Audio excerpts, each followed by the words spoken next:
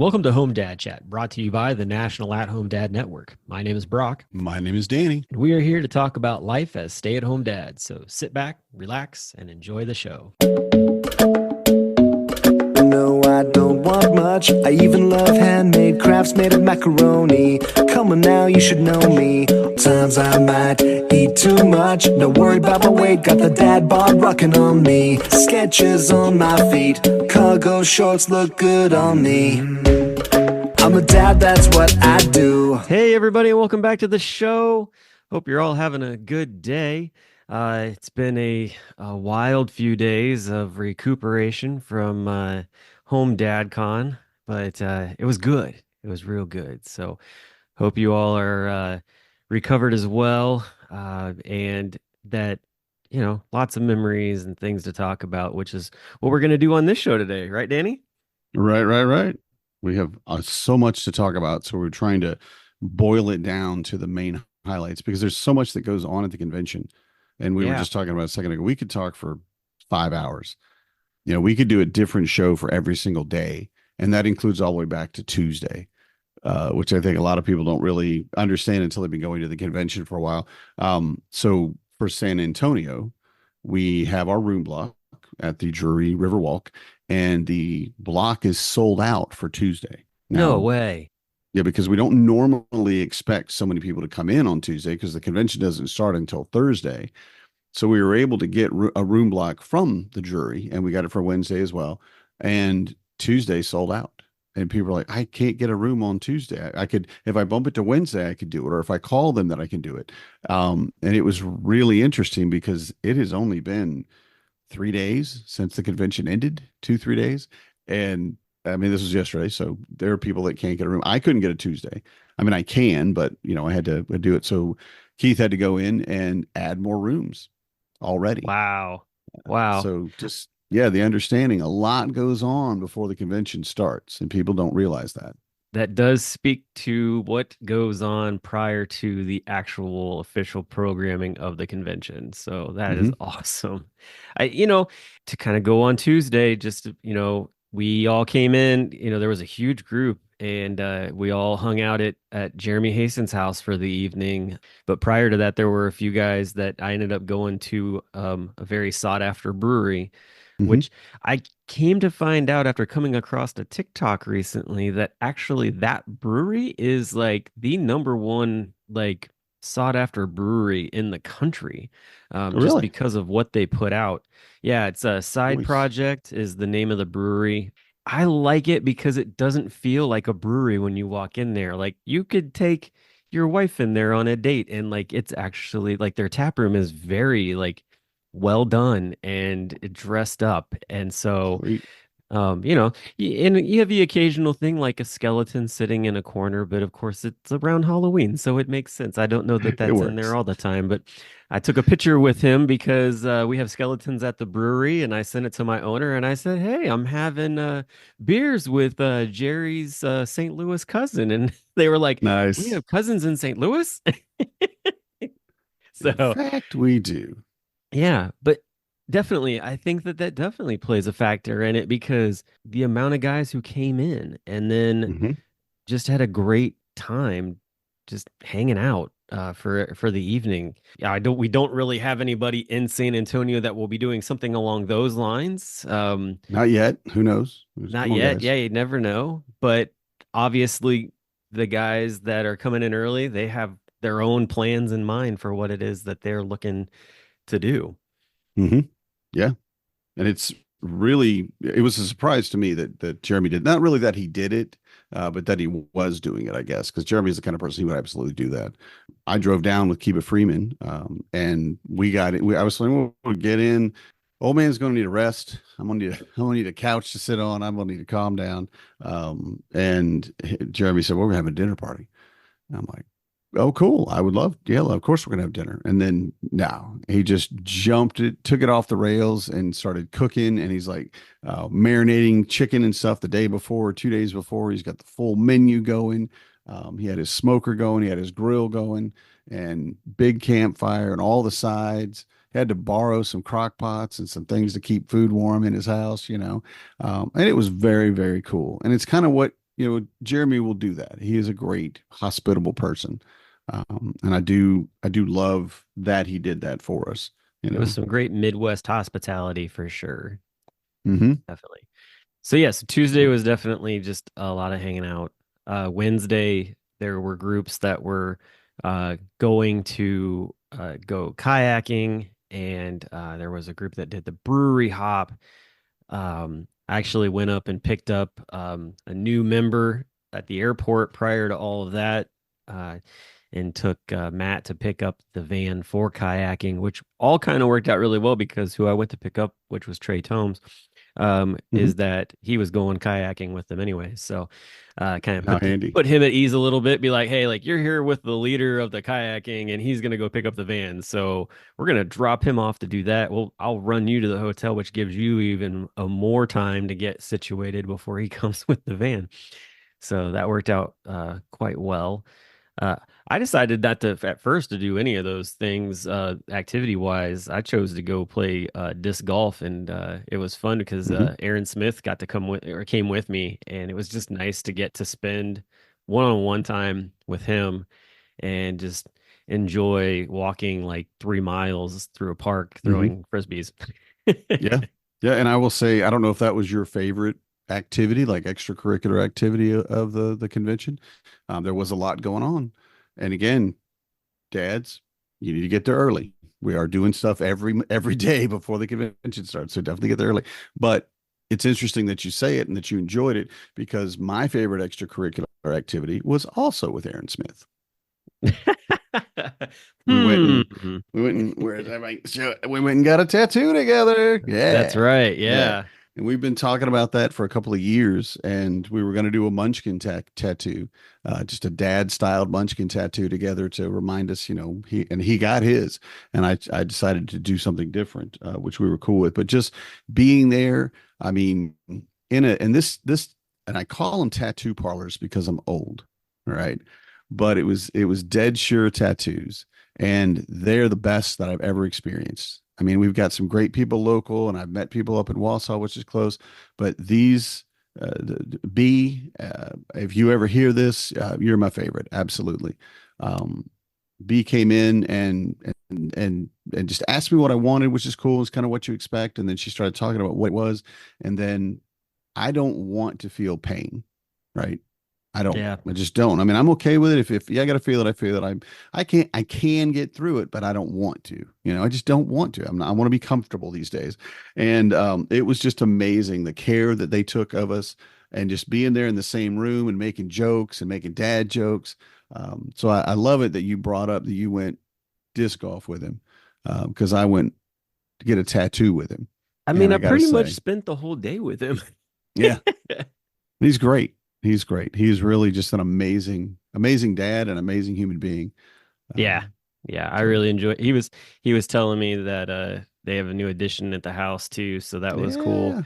yeah, yeah, And so he was doing the dad thing and showing me pictures on his phone. He's like and he was like apologize. I'm like, "Don't apologize for showing me pictures. That's right. no problem there, man." Show me all your babies, right? Yeah, exactly. So that was really cool. But yeah, I would say probably my favorite thing was extracurricular wise, was just getting to hang out with Aaron for the day, honestly, Hmm. because we did disc golf. We met up with everybody for the brewery hop as well. So it was just yeah, that was a lot of fun. I Yeah. definitely enjoyed that. So So, um what would you say is your favorite presentation of oh, all the favorite things that you got presentation. to see, or even pieces of? Because I can tell you it was tough for me to decide a favorite. Yeah. Um, Neil Lichter and we've had him on the show from Pathfinders for Autism out in Massachusetts, stepped up. I mean, just we already knew he was a great presenter. The board did because we talked to him already, and he had so many things going on. And I have rarely seen so many dads affected so deeply by what he talked about with uh, parenting children with ASD.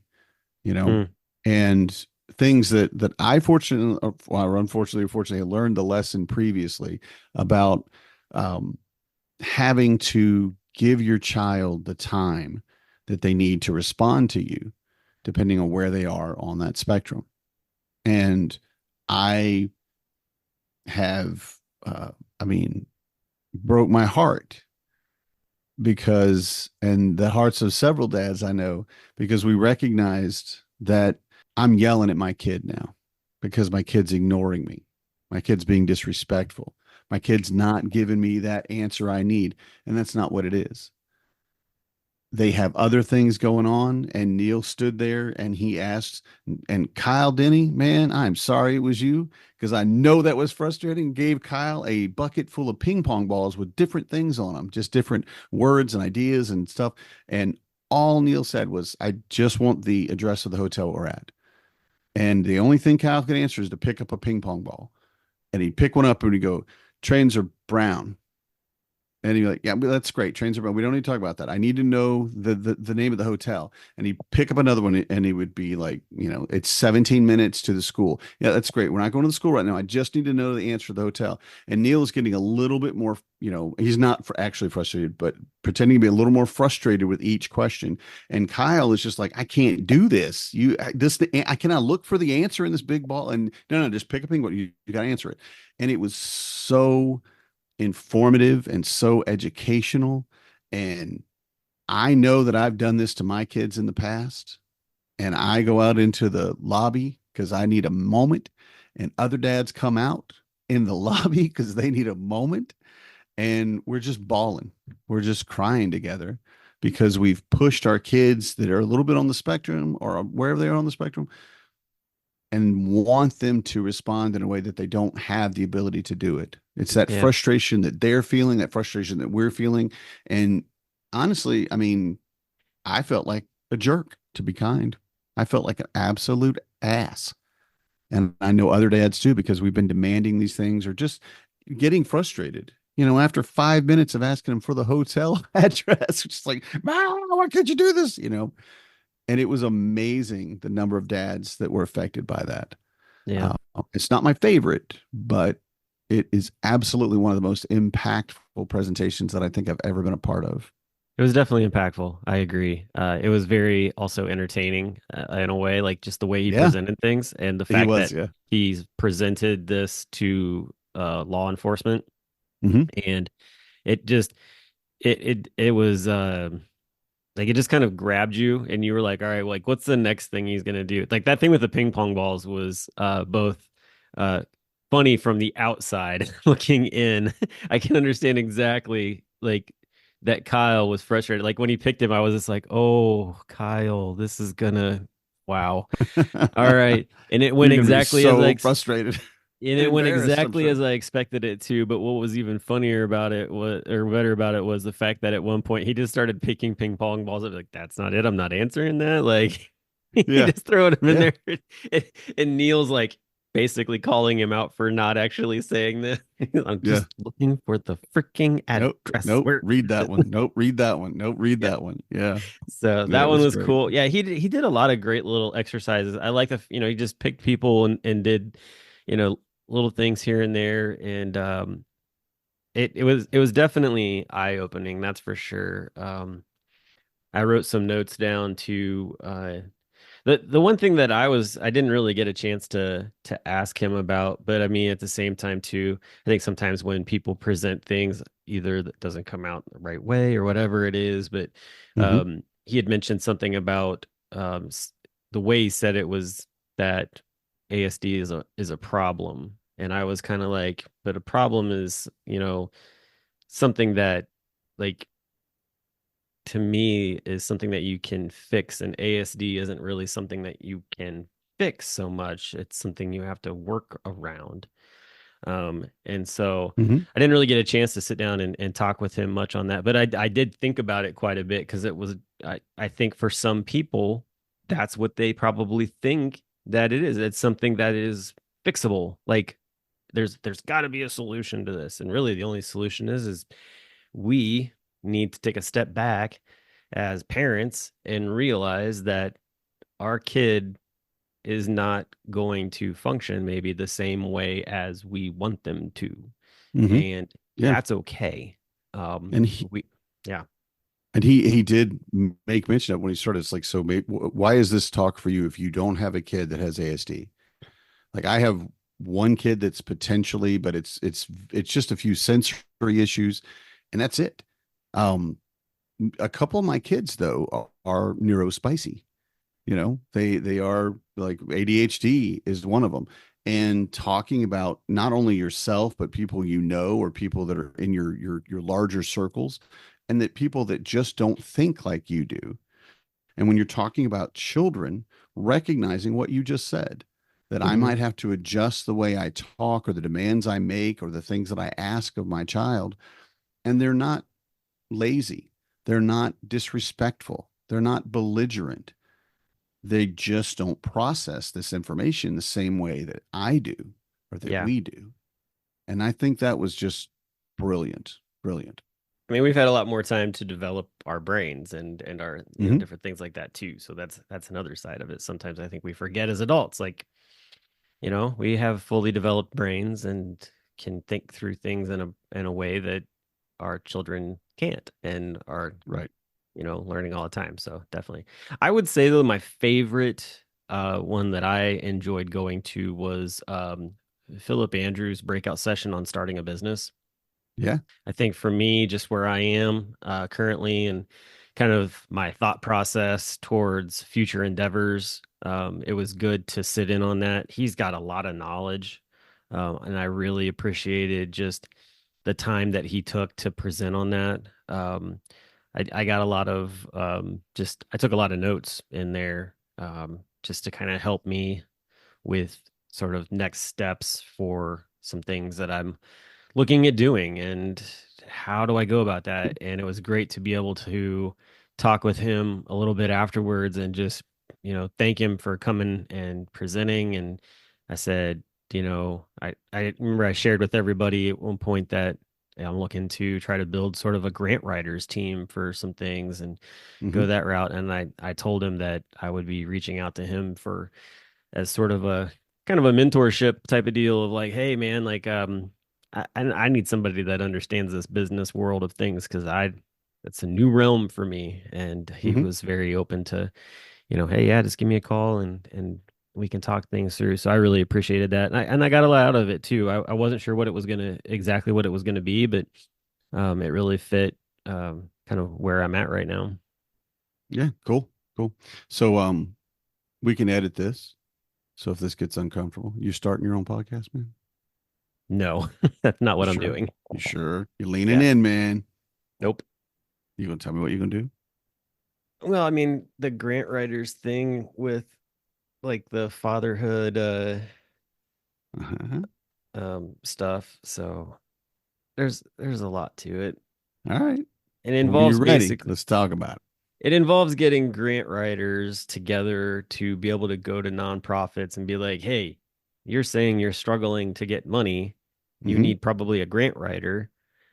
I and having an actual business plan set up to be able to say, I can connect you with this grant writer. It's going to cost this much to get for them to get started on the research side of things and get the grant put together.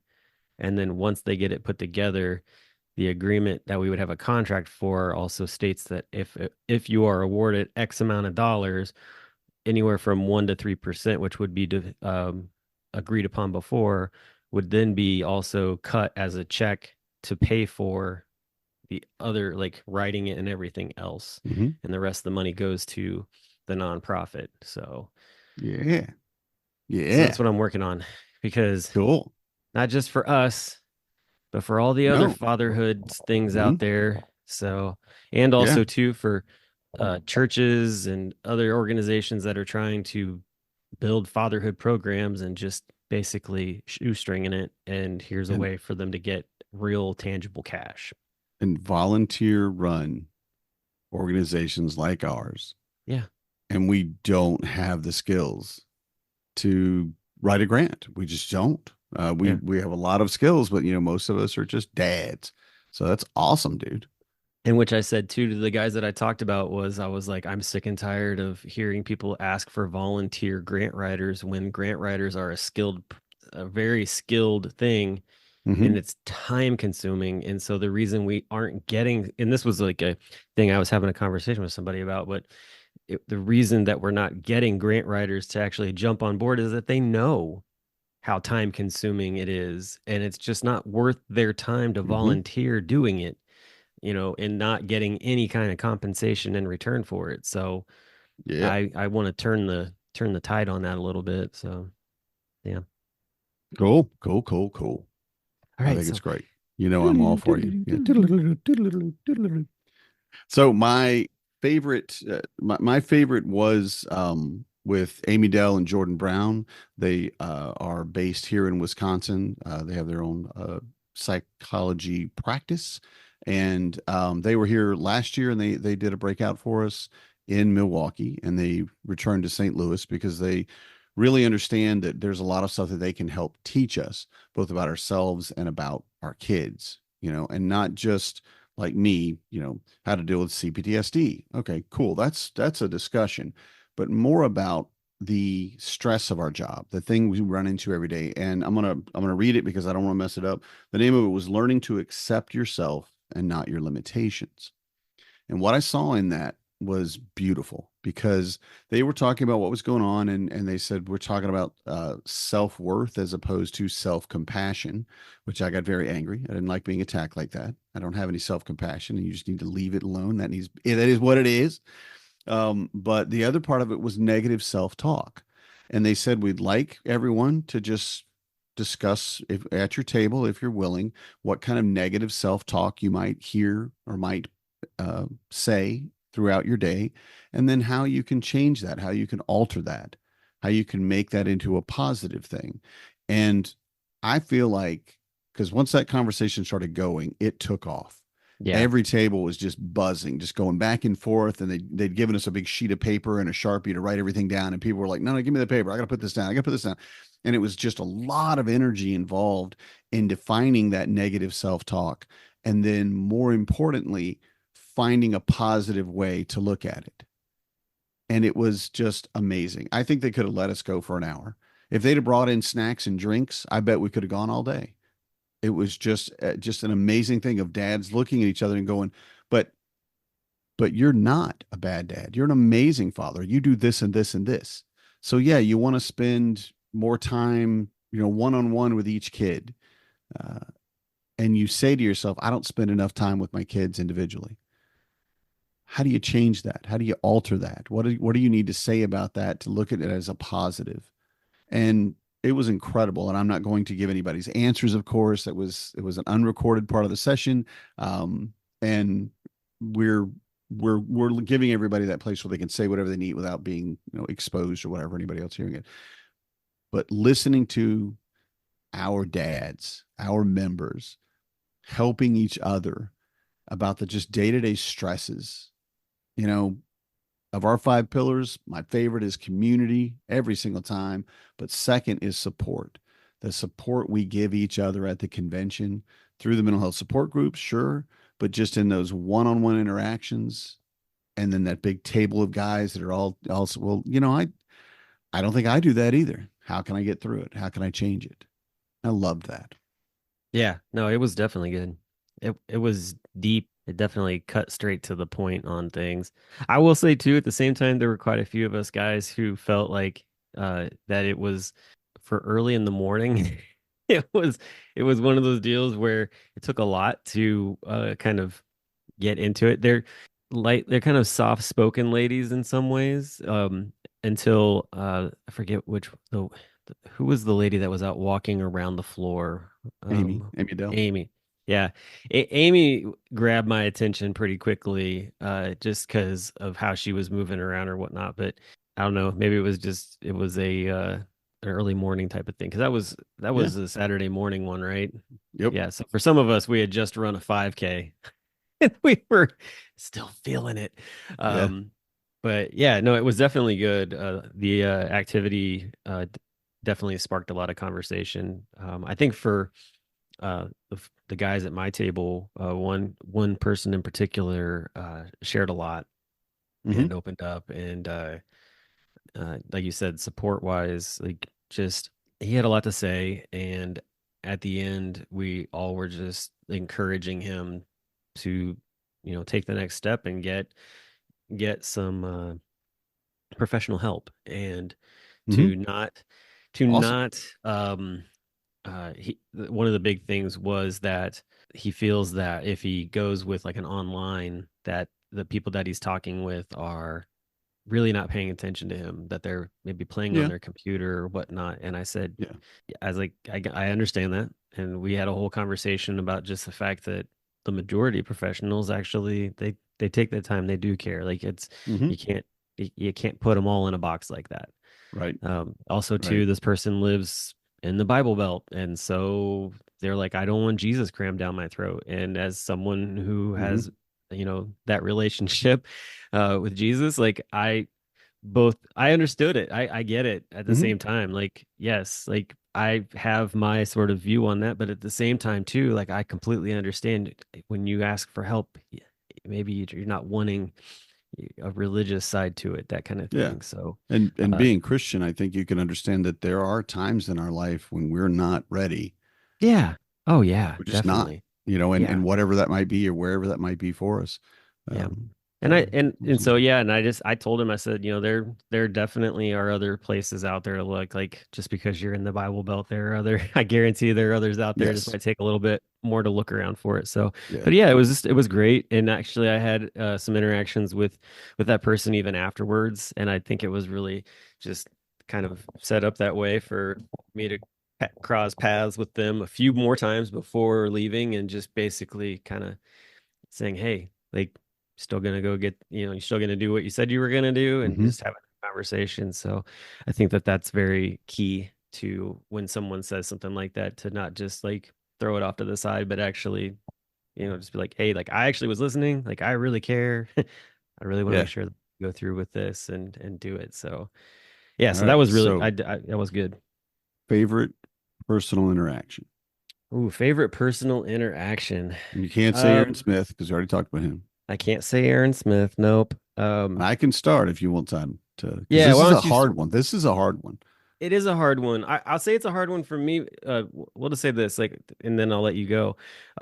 Is that for me, it was difficult because this year I made a poignant effort to actually like slow down and interact with everybody, as many as I could, Yeah. but in a positive way. And because in years past, I was like, go, go, go, go, go. And when I got free time, I was like, peace out. I'm gonna go hide, which I Yeah. did go hide a little bit, but I did spend quite a bit of time with people. So go ahead, tell me, who Mhm. was your favorite interaction with? I have two, so That's I'm going to good, take a good, little more because I time. will have two as well. Good, good. First and foremost, and my man Steve Wenzel. Steve came to Oh, I Jeremy's love Steve. house. He showed up, and as soon as I saw him, I'm like, Steve, and the guys were, I'm like, what, where? And he was there the whole time, and that was just cool. But I sat down with him at another point in the convention, and it was just him and me and him. And I'm not going to go into what we talked about. That's his story to tell. But Yeah, it was just a very enlightening and, for me, encouraging conversation. Steve, I love you, man. I can't wait to see you again. But more that I can talk about, I feel like, is Dan Dreffen. And oh, Dan, known him for just at the convention too. I mean, we hardly ever talk outside the convention, but every time I see him, it's just like no time has passed. And I'm sitting, I don't know how I got there, but he was eating breakfast, and I was just trying to talk to other people. So I just like, hey, can I sit down here? So I sit down with him and we start talking. We start talking about uh, just life in general. He was a sheriff for a very long time. So he's former LEO. He runs a financials business, I believe, at this point. And we're have a conversation for 20, maybe 30 minutes. And I want to say something that I don't want anyone to be upset by. This is just how I am. I don't feel safe talking to people. I don't feel safe with my back to an open area. I need to sit against the wall and I feel better. And if I do have an open area, I'm constantly swiveling, looking, trying to peripheral vision. Who's that behind me? What are those footsteps? What is that noise? Just to kind of, I'm just a little paranoid. I mean, my PTSD does that. And it's cool, but it's also draining. it's just very, very hard to be hyper aware all day long. So, I mitigate it. Like I said, I go sit in the corner, I sit my back to the wall, I do what I need to do. But I sat there with Dan and we'd had that conversation. We had to speak for at least 20 minutes, maybe 30. And I realized, and I told him this, I said, I have not worried for one moment what was behind me while we were sitting here. And I've been watching behind him, but everything behind me, I only had to look once or twice when someone like got close enough that I could kind of tell they were within like 2 feet of me or whatever. But I knew that Dan's got my back because again, former LEO, he's just so vigilant about so many things, and I felt really safe. And for me, that was one of the most important interactions I had of the convention, and I might cry, but it was so rare for me to feel that relaxation, that safety. And I got to say, it touched my heart in a way that nothing else could, because that was just such an intimate thing for me to Yeah, be able to relax and to calm down and be like, yeah, I don't have to worry about anything. My back is covered. So that's awesome. that Yeah, no, was I my got big to moment. spend a little bit of time talking to him too. And I had never really had that time, and Mm-hmm. he's definitely a joy to speak with, that's for sure. So Is yeah. definitely. For me, mine are like group interact. Mine were kind of like group interactions. So I had the opportunity to be on another episode of the Country Music Dads podcast, Mm-hmm. but it wasn't just Mick and David. It was Chris Griffin and Max Shepard and Nick Weiss were all on the show with us, and we were talking about Chris Stapleton and Ryan Bingham, a couple country music singers, and their bourbons that they have out, and just that whole conversation going around the table with them was so much fun, and just a great time to just have this like interaction talking about music and bourbon, and just it was just so much fun. I can't wait to hear the episode and see how it all comes out, because I imagine it was going to be interesting to edit just because of the fact we had one microphone being shared around Oh yeah. the Yeah. entire table, but lots of laughs, lots of great insight into things. So that was a lot of fun. That was right after the convention ended, actually. So that was cool. And then the other interaction that I had was um, so there was a gentleman two guys actually, who brand new to the convention, brand new to the organization. Tommy, I think it's Roy. Is that his Roy. last name? Yeah, Yeah, yeah. Tommy Roy from Michigan. And James, I can't think of James's last name. He's an older gentleman from New York. Floor. Um, yeah, that's right, Floor. Yeah, Is it okay. James Floor? I don't I know. think so. Yeah. So those two guys, they came to the convention, and so I met James, I think at like breakfast or something like that. He was wearing like a mini or like a minor league baseball cap or whatever, Mm-hmm. and so we got to talking about that. And Tommy and I think just sort of like crossed paths, but like we kept coming together at different times. Like I got to have lunch with them, and on Saturday was hilarious because on Saturday Tommy's wearing a Michigan shirt, Uh-huh. and James saw him and went back upstairs and put on an OSU shirt. So, because that's a huge rivalry, Those, Michigan and yeah, Ohio assuming the State rivals, yeah. University, big rivalry for football. And so Right. it Hey, was if we're gonna so do this, I'm gonna do this. Yeah. right, yeah. And so like I'm in line and I see these two and I'm like, oh my gosh, it's gonna go down. This is hilarious. And then they sit down at the table together side by side, like, just two best friends hanging It's out. And I sweet. took a picture of the two of them because I was just like, I don't even know when I've ever seen two people that are from the opposite sides actually sit down, and there's no Yeah. fighting involved. Yeah. Yeah, I Although need a they do picture. know their Yeah. although they do know their sports stuff. And boy, did we all of us were going back and forth, and there was even like I'm an IU guy, so like there was conversation in there because Jonathan, I can't think of his last name either, was coming up and having a conversation. But those two guys, I really enjoyed talking with them. Tommy and I were talking about like, hey, like, I'm thinking about bringing my family up to Michigan. Oh, you should come hang out, like, because it's just kind of where he lives at, just like south of Detroit or whatever. And I was like, you should come down to Cincinnati. Like, so we were just like inviting each other to like our areas, which was really cool. And then with James, like, he was telling us, I've been a stay-at-home dad for 20 years. Like I've been doing this sort of like by myself, didn't know this group even existed and didn't Right. realize how much I needed this. And he Yeah. came up to me at the end after we closed and was just like, this was such a refreshing like experience. Um I could not believe that this is what this was going to be. And he's like, I love what he says. He goes, I feel like I found my tribe. Like those were his words. And I'm like, Hmm. dude, like you fit so well into this Yeah. group. Yeah. So, and he's just really excited to like get involved even more. And so for me, like just getting to interact with those new guys and see just this joy of like, oh my gosh, like there is you're real kind of deal. Right.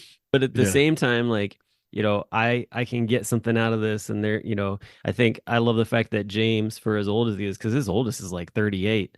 Hmm. So, for him to be an older dad and still finding ways to connect with everybody, it was just refreshing. So those He were might be those older were than my me. he probably is older than you. Might be. Yeah. Yeah, if he's 38 and he had his first kid maybe at 20, that would be cool. 58. Not Yeah. as old as Tony Hernandez, but still up there. I Shoot, dang. told Tony he's got to keep coming because I don't want to be the oldest dad at this convention. But yeah, that is awesome. I didn't even get to talk to him, I don't think. So that is amazing. I'd love to hear that story too. And like you Yeah. said, you have a different, I don't know how to say it, you have a very different understanding of parenting once your kids go out into the world. And especially if they start having kids, they become a parent. Because I have to believe that a lot of what you did with and for your kid reflects back. And you Hmm. see them, how they're getting a job or how they're dealing with the classes or how they're dealing with their partner or how they're dealing with kids.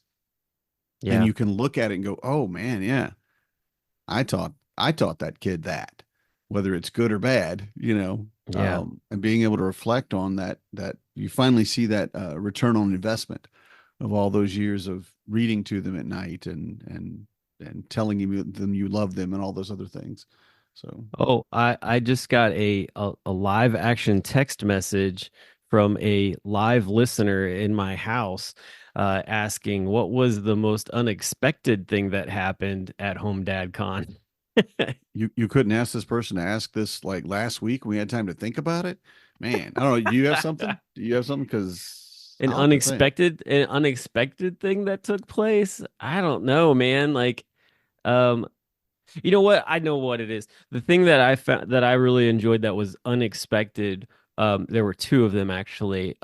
So Ariel Eisenberg came up to me and said, "You won't believe what just happened. Somebody gifted me a lifetime membership."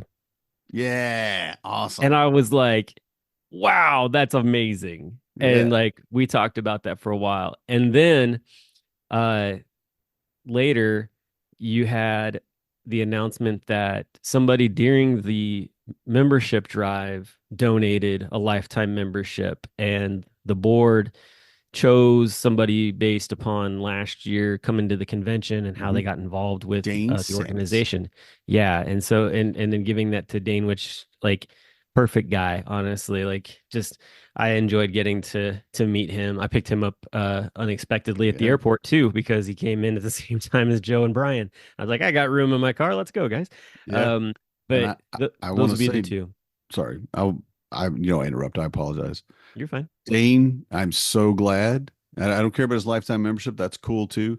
But I'm so glad because I've been able to push him into taking over game night and bringing game night at the convention because I don't have the time. and I won't have the time, at least for another 3 years, to really get into the gaming. And he was running it like a champ. And the I, guys playing in his D&D game, man. I mean, I again, you don't want to out anybody, but I know one of these guys, and every time I've talked to him online, he's just, yeah, man, well, I get this, and he's very, very like almost introverted and quiet. And maybe this is my big surprise. And he's at the table playing D&D, and he is loud and he is boisterous, and he's like, yes. Travis, whatever.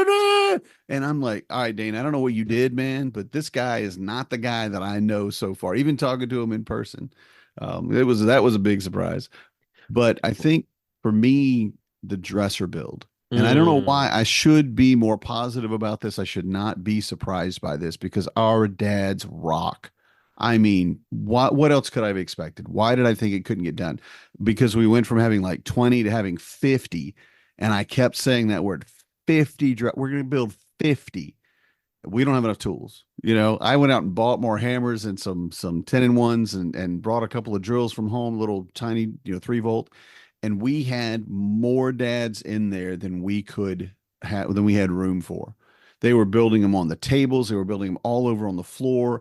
Everybody was doing it, and we had that done over an hour and a half before they were going to be picked up. I Yeah. gotta say though, we got to give a big thanks to a couple of late night cobbler elves True, true. They who got like five or who six who done. used their thieves tools to get into and their charisma. They must have rolled a D20 nat. It's Look at because you. That's adorable. I know I'm trying. I'm gonna do sports stuff next time. I'm gonna do sports stuff next time. Oh yeah, But let's go. do it. Let's do it. But Let's no, like branch out. they were able to get into the room where all the dressers were, and were actually able to start putting some of them together Yeah. late We at night because they were like, I'm not a morning person, right, so right. like you want We to were do at this? Let's do the this. barbecue place. We were having karaoke, and Nick's like, "I'm going back to the hotel." And I'm like, "Oh, everything all right?" He goes, "Yeah, these guys want to work now because they're not going to be up at 6, 7, 8 in the morning." And Daniel still was I mean, but he was there that night. He got them all together. Nick got everybody in the room, Yeah. and they built, I think, 5 or 6 dressers to Yeah. start us out, and that was amazing. And then, yeah, I mean, we knocked them out. It was hilarious because they were the only talking was people saying, "Who's got that hammer? Who's got that screw? We got a screw? I need a flathead over here." And it was just beautiful. It was chaotic.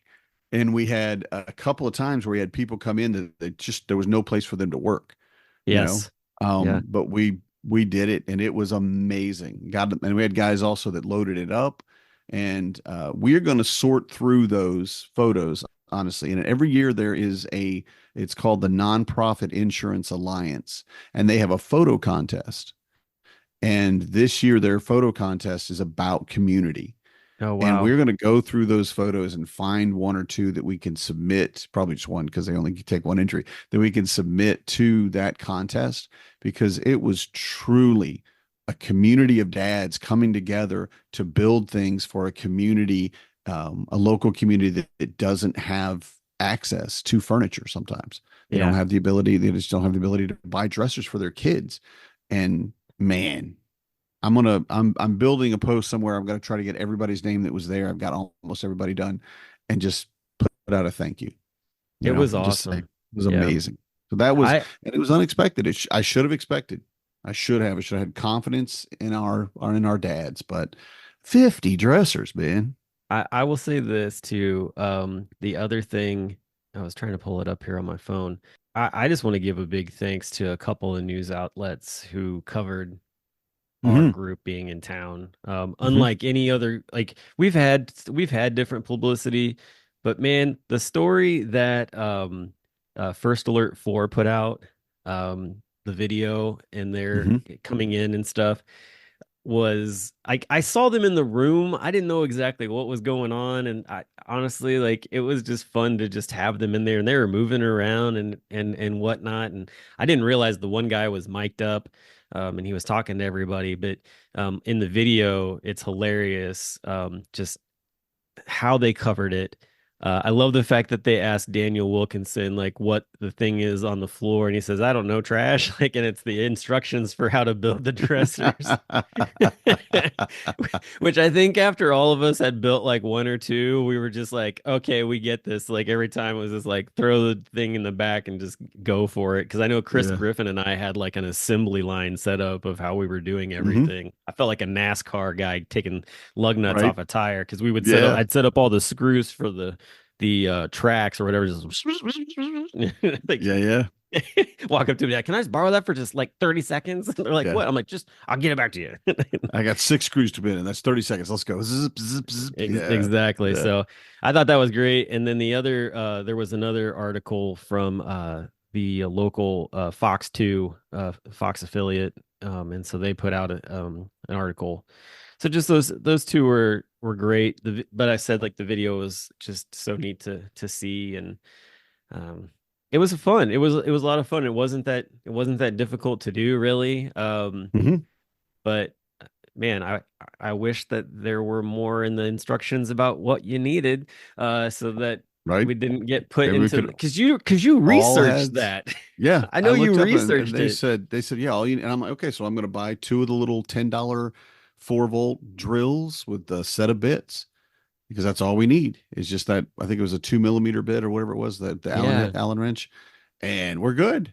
No, no, we are not, in fact, good. The first thing we needed was a Phillips head screwdriver, and not just like one screw, but I think it was two per track. Yeah, So it was that's 12 yeah. screws you got to put in, two for each side. I was like, okay, okay, this is not going to work. We need more. And so, and what was awesome is there's a hardware store in downtown St. Louis. Oh, that was It's helpful. open at 6 o'clock. And I didn't go to Lowe's or anything like that, which I'm actually happy about. I want to do, we want to support local as much as we can. I went straight to him, and the guy's like, "Yeah, yeah, right here." And he only had two of the Stanleys, and I don't love Stanley products, but it is a little bit better than sometimes she would. But I think there was two, three, no, two hammers, a couple of Stanley 10-in-1s, and two of the just cheaper 10-in-1s. I didn't get them all back, and I'm fine with that because I don't need those things. I don't know what I'm going to do with them now. They were like, "Oh, Danny, you got to get your tools back." I'm like, "Can't somebody take a hammer home? Come on, somebody take a hammer home." I was gonna But say, I think they got I got enough distributed. hammers. Yeah, I got some, but I'm glad. I'm glad anybody that has one that you feel in any way guilty, you help me out because yeah. So the last thing I want to touch on before we go, because we worked really hard on all of that, was afterwards most of us were really hungry, and so we got to eat some amazing foods, and I just want to basically give props to Chris Griffin for Mhm. just knocking food out of the park for the event, because Yes. Matt Strain has done it for multiple years on end. He was very very happy to hand it over, Very happy. Yeah. and but at the same time too, it did not take away at all from Chris taking it on. He kept the bar high, Hmm. and just really brought in some amazing foods, got some even local catering. And I think that's the thing, like Keith pointed on, was the fact that just the way the Drury took care of us, and the Yeah. ability to bring in food from outside, and how that worked out. Like if we can get that at every Drury hotel, like that's gonna just And be fabulous. they cleaned up for us, Yeah. which is not their job. It was not in the contract. We had no expectations that they do it. We did have a little bit of food left over. So I went in and said, I don't know if y'all have staff or a break room or something, if y'all want this. Some of it's already been open, so maybe you don't, but if you want to come look at it. And he goes, just leave it there. We'll come take a look. And I'm, well, okay, let us know when you're done and we'll come clean it up. He goes, no, we'll clean it up. I'm like, no, you can't do that. That's one, we're at home dads. We got to clean, man. I said, we'll at least do the tables, just no, we'll take care of all of it. And I'm like, that is not. And then they gave us snacks upstairs, like the bagels and the pretzels and the little muffins. That was not a part of our contract, our food and beverage at all. They just did it. And if we could get, I gotta say, we need to go to that jury every 3, 4 years. We just need to come back to them and give them that business because they were above and beyond in so I many would be ways. sad to go back to St. Louis again. Yeah. Well, I feel like we're I did not. I feel like we only just scratched the surface on what's actually there. exactly. And if you think about it, if we return to the same city, then we have a relationship with the vendors, like the hotel. We Yeah. also know the local restaurants, and not only ones that we try, but ones we didn't get to try. We know Hmm. things like City Museum is amazing, and we know that we can go there all day and ride the slides and go down the caves and all those things. And we have an understanding of what that city offers. Yeah. Um, and then we have put forward on the board an idea of rotating 4 or 5 cities. Just that's where we're going next year. That's where we're going next year. That's where we're going. And it would be so much easier as a convention planner to know, okay, so who did we talk to then? Okay, well this person. All right, well let's call them up and see where they're at and what's going on. Yeah. So we'll see. It may not happen because we have to really get cities that are spread out. We can't just stay like in the Midwest. We do want something in the South, something in the North, something East, something West, Sure. something Yeah. Central. But we'll see. We'll see. Because a That's lot of those cool. places are expensive. So Definitely. Well, it was a great convention. Definitely absolutely. looking forward to the next one. And, there seems to be quite a buzz already for that. And I think too, probably part of the helped was the swag stuff. And I think we can get into more of Mhm. that later because Yeah. that's a whole nother that's a whole nother conversation. But um, yeah, I basically I guess on behalf of those outside of the board, like part of the normal folk of the Right. organization, It's a weird congratulations. experience, isn't it? Yeah, congratulations seriously to the entire planning committee for everything that you guys did and are continuing to do to grow this convention. I only see bigger and better things happening, and just with the growth of the board and the different things that are going on there as well. This there's a trajectory that I would have never expected to have Hmm. seen. When I joined 7 years ago, it seemed like there was almost like a flat line that had taken place, and then just over the past few years, like something has shocked the system and really sent things in a way that's going to grow this into being want to say the organization that probably those back in the day hoped and thought that it would get to. And people are always like, "Oh, you've been around for 30 years." And it's like, yeah, and we've had to grind through, and here we are now, like in a place where we're actually being seen and we're really getting ourselves out there in a way that's positive, and we're getting guys who are like, oh, there's this organization for something that I do and didn't know that Hmm. I was, you know, that kind of thing. So, um, super excited for that and very just grateful for everything that everybody's done and is continuing to do for the organization. So, Me too. Thank you, everybody. definitely. Well, hey, that's all we got for this show. Although there is more, but you can only talk so long before you get bored of our voices. So we will end this episode, and we will be back next week with, I believe we have a guest next week. So that'll be a lot of fun, and we'll just keep bringing you good content. So until next time, have a good one. Good night, everybody. I'm a dad, that's what I do.